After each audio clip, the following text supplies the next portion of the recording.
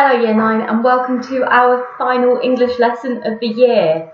It's been a very strange one, but I've loved teaching you all, even if it has been remotely. I've been really impressed with all your hard work and I will miss teaching you next year. Hopefully I'll still see some of you in lessons, but certainly around school. So our final task for this year is the poem Prelude by Wordsworth. And we're going to explore a bit about the context. We'll read the poem, understand it, and then consolidate our understanding as always. So, what I would like you to do is write down this information about Wordsworth. Feel free to summarise it. You do not need to write it word for word, but it's just to give you a little bit more information about him. So, like Blake, who wrote London, and like Shelley, who wrote Ozymandias, Wordsworth was part of a group called the Romantics. And that's not how it sounds. They weren't too fussed about love and things like that, actually. But some of the key features of romantic poetry include the following. So they love nature, obsessed with it, which is why they kind of didn't really like the Industrial Revolution, what was happening in England at the time. So they were obsessed with nature. A lot of their poetry consisted of this idea of heroes, quests and journeys. Lots and lots of emotions were explored. So not necessarily love, but big emotions all the same.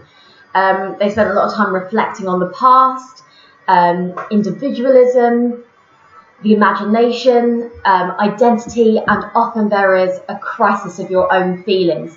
So very emotional, very individual.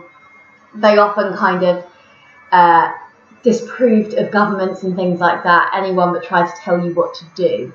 So I would like you to write down some of this information, please, at least 5 bullet points. Do that now and then unpause it when you are ready. Okay, you get to hear the delights of my reading poetry voice one more time. So this is the poem. I've also attached this on both Go for Schools and Teens so that you can have the document in front of you rather than skipping backwards and forwards on the video. So essentially in this poem, Wordsworth, as a boy, goes and steals a boat in the middle of the night, like all young boys do, and he's rowing it into the lake. He's feeling a little bit arrogant, feeling like he can control nature, and then he sees this mountain and he's like, oh, I'm actually quite small. And he's so disturbed by this that he quickly rows back to the shore and he can't stop thinking about this kind of massive mountain and how enormous nature is. Something else that the Romantics liked was this idea of the sublime. And if you've ever been to like the Peak District or the Lake District, or you've seen some sort of amazing view of nature and you suddenly realise how small you are and how big it is, that's what the sublime is. So I'll read the poem to you. One summer evening, led by her being nature, I found a little boat tied to a willow tree within a rocky cove, its usual home. Straight I unloosed her chain and stepping in pushed from the shore. It was an act of stealth and troubled pleasure, nor without the voice of mountain echoes did my boat move on, leaving behind her still on either side, small circles glittering idly in the moon, until they melted all into one track of sparkling light. But now, like one who rose proud of his skill to reach a chosen point with an unswerving line, I fixed my view upon the summit of the craggy ridge, the horizon's utmost boundary. Far above was nothing but the stars and the grey sky. She was an elfin pinnace. That just means a small boat. Lustily I dipped my oars into the silent lake, and as I rose upon the stroke, my boat went heaving through the water like a swan. When from behind that craggy steep till then the horizon's bound, a huge peak, black and huge, as if with voluntary power instinct, upreared its head. I struck and struck again, and growing still in stature, the grim shape towered up between me and the stars, and still, for so it seemed, with purpose of its own, and measured motion like a living thing, strode after me. With trembling oars I turned, and through the silent water stole my way back to the covert of the willow tree.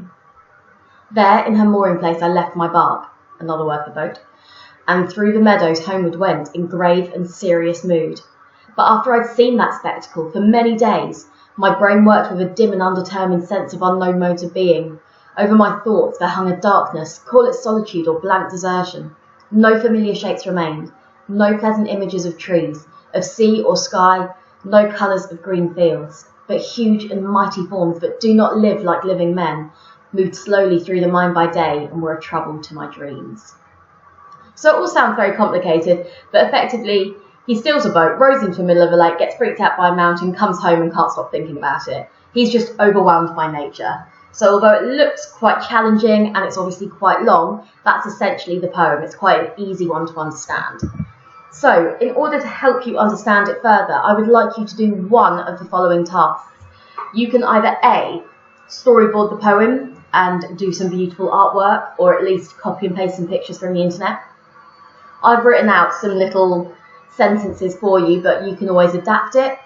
Or if you hate drawing and do not want to copy and paste images, you can do a flowchart instead, which I've started for you on the right. If you were trying to challenge yourself, it would be really useful if for each of your little flowchart points you could find a quote from the poem to support it. This should probably take you about 15 minutes, so pause the video now and then come back when you're done.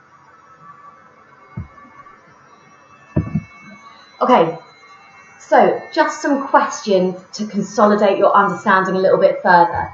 Now remember, we will be going through these poems in much more detail when you're in year 10 and 11.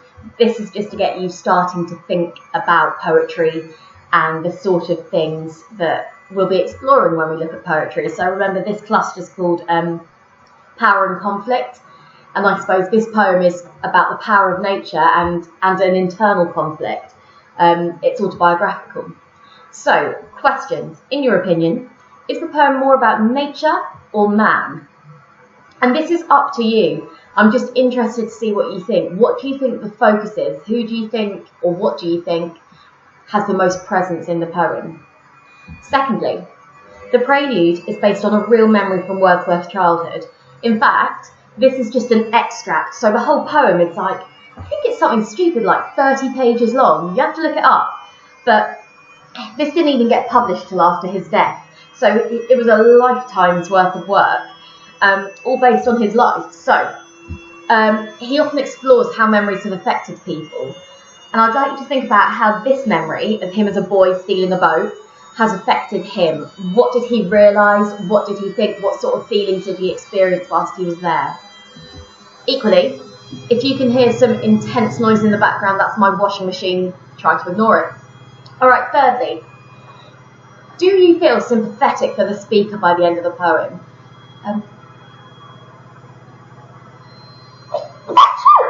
Excuse me. So, at the start, the character, the boy, comes across as quite arrogant. He steals a boat. He's like, yeah, I'm in charge of nature. And then at the end, he's almost a bit freaked out by it. So do we feel sympathetic for him by the end? Or do we think, actually, no, he got his comeuppance. He should think about how small he is in comparison. So it's, again, up to you. And fourthly, explain how the words below link to the poem. And you might have to look up the definition. So isolation, contemplation, perturbed, and anguish. So look them up if you're not sure of the meaning, write down the definition, and then say how you could link it to the poem. If you are feeling absolutely snazzy, and you're really trying to put some hard work in right before the summer holidays, you might want to consider the challenge tasks. So the first one is, how does Wordsworth use different kinds of light and darkness to create different effects? So that juxtaposition of light and dark. And secondly, that quote, a huge peak, black and huge. Why has Wordsworth used this repetition? How does the organisation of this sentence, the syntax, add to the revelation? So again, I think this should take between 15 and 20 minutes. So if you need to pause the video, do so now. And finally, please submit your work via Teams for the last time this academic year. As I said earlier, I'm sad that we had to finish the year this way, but I've loved teaching you, even if it was virtually, but especially in the classrooms. Take care of yourselves, have a restful summer holiday, and I really look forward to seeing you all in September.